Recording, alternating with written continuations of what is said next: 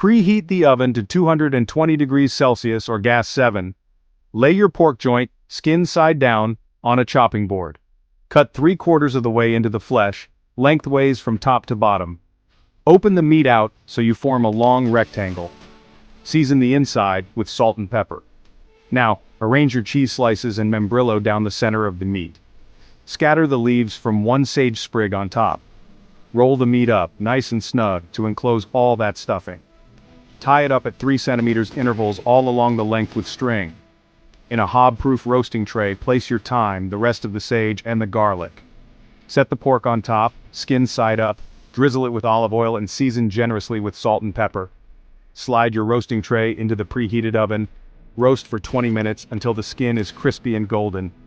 Turn the oven down to 180 degrees Celsius or gas 4 and cook for another 50 minutes until the pork is just cooked through. Remove the pork and let it rest on a serving dish.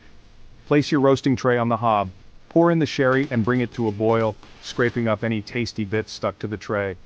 Lower the heat, squash the garlic, and take out the herbs. Add any resting juices from the pork.